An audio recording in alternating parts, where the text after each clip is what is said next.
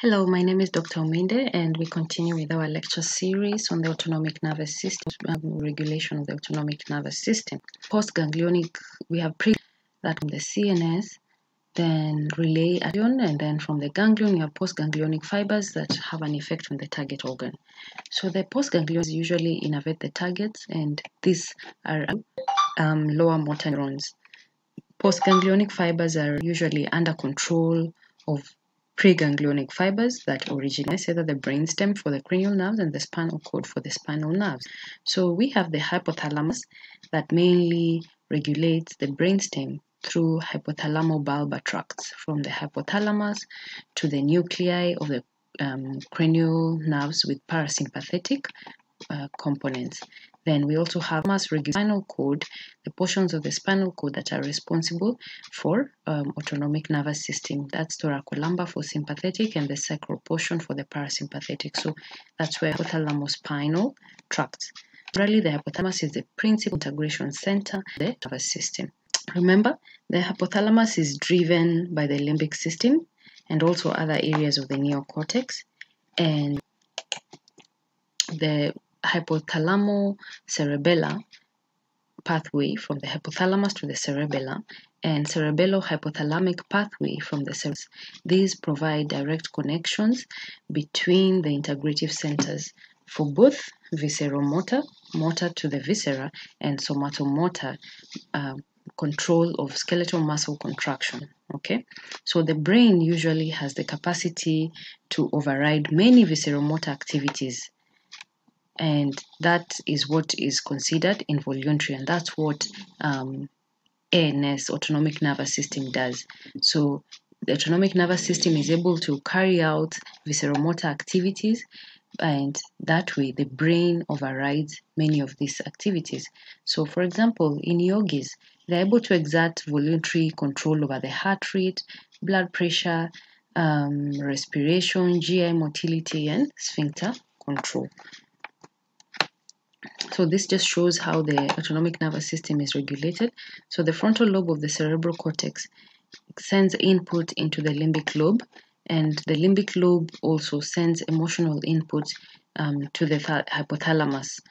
Then this hypothalamus is the general integrator of the autonomic nervous system. We also have the reticular formation of the brain, and this helps to regulate the respiratory rate, blood pressure, and those are autonomic functions. Then all these, the hypothalamus can send signals to the spinal cord. The reticular formation through reticulospinal tracts can send information to the spinal cord, the parts of the spinal cord that are responsible for autonomic functions such as urination, defecation, erection, these that rely on autonomic innervation. So these are the parts of the brain that help to regulate the autonomic nervous system: the cerebral cortex, the limbic lobe. So through the emotions, you're able to control some autonomic factors, like when you're the emotion of fear, you're able to have increased heart rate. So that's how limbic lobe comes in. Then you have the hypothalamus. Remember, the hypothalamus is the chief organ that ensures homeostasis. So to maintain balance in the heart rate, the blood pressure. So hypothalamus plays a big role in the regulation of the autonomic nervous system through hypothalamospinal pathways and hypothalamocerebellar pathways. Then again, the reticular formation also has a role in the regulation of the autonomic nervous system. So we have what we call a visceral reflex arc. Okay, so the visceral reflex arcs, we have many spinal reflexes such as the defecation and micturition reflexes, and some only involve the peripheral neurons. So the central nervous system is not involved. So you don't involve the spinal cord or the brainstem. So we have the stimulus, for example, which will be sensed by a sensory receptor in the viscera.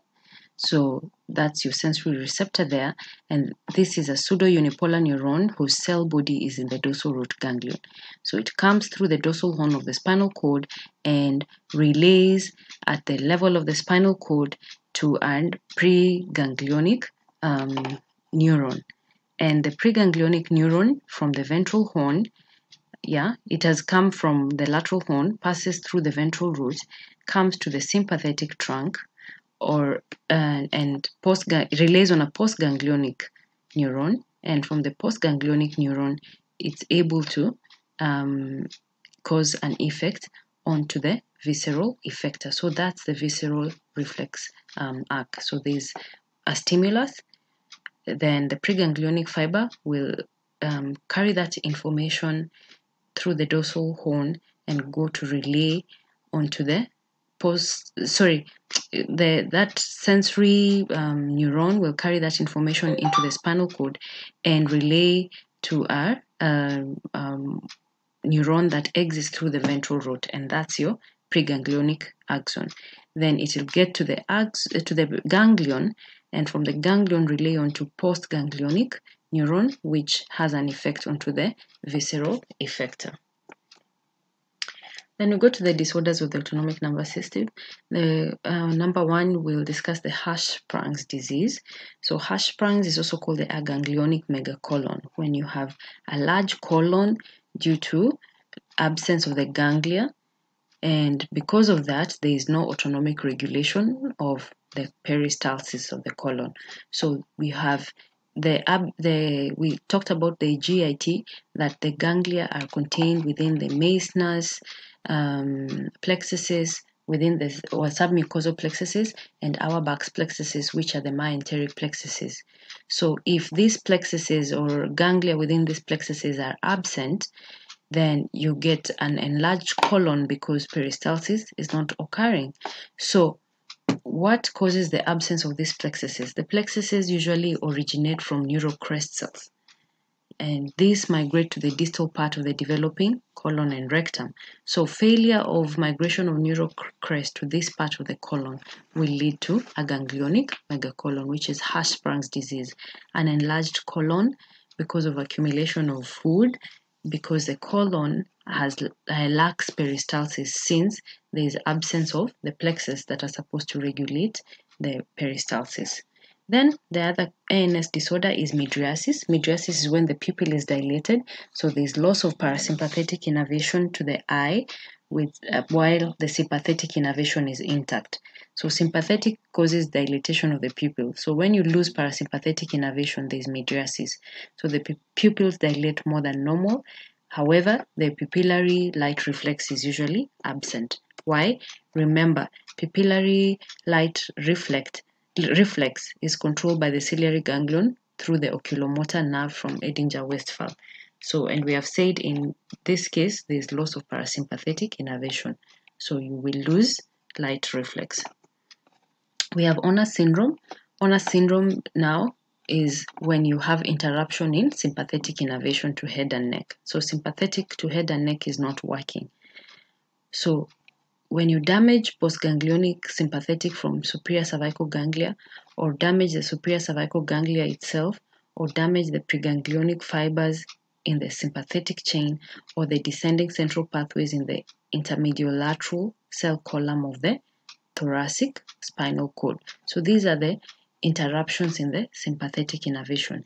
Anything to do with postganglionic sympathetics, or the sympathetic ganglia, or preganglionic fibers damage within the sympathetic chain. So all those will cause interruption in the sympathetic innervation, leading to Hornor syndrome. So what are the symptoms of Hornor syndrome? So we are lacking sympathetic in the head and neck, but parasympathetic is intact. So you get meiosis. Meiosis is pupillary constriction. For you to constrict the pupil, you need sphincter pupillae, which are innervated by oculomotor through the ciliary ganglion. Okay, so meiosis is constriction of the pupil because parasympathetic is acting unopposed. Sympathetic in Hornor syndrome has been interrupted. Then there's ptosis of the upper eyelid. Ptosis is drooping of the upper eyelid. What is supposed to cause the eyelid to open? Levator palpebra superioris. But levator palpebra superioris has two parts. It has a skeletal muscle part that is supplied by oculomotor nerve, and it has a smooth muscle part that is supplied by sympathetic innervation. So when sympathetic in Horner syndrome is affected, you lose innervation of the smooth muscle part of levator palpebra superioris. So the muscle will be weakened. So you get ptosis, drooping of upper eyelid. Then we have anhidrosis. Anhidrosis is lack of sweating. So when you lose innervation to the sweat glands are innervated by sympathetic nerves. So when you lose the innervation, you get anhidrosis. You're not able to sweat. Then you have facial flushing. When you lose the tone of peripheral blood vessels. Peripheral blood vessels need sympathetic innervation. So when you lose the tone, the blood vessels will vasodilate. Remember, sympathetic causes constriction of vessels. But now sympathetic has been affected in Horner syndrome. So there is passive vasodilatation because the peripheral vessel tone have been lost. Therefore, there is facial flushing.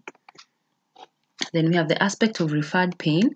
Referred pain is where, this is not part of Horner syndrome. This is another disorder of autonomic nervous system. So referred pain, where you have pain in the visceral organs being perceived in a somatic in origin. For example, when there is referred pain to somatic regions of the body that receive same innervation from the same spinal cord segments. Now, viscera do not have pain receptors, okay? But if they're innervated, for example, you say a viscera is innervated, a pelvic organ is innervated by S2 portion of the spinal cord, then you will tend to feel pain on other skin or body wall regions that also receive innervation from the same spinal cord segment. So that's what we call referred pain, when visceral pain is perceived as somatic because of same innervation from the same spinal cord segment. Thank you very much.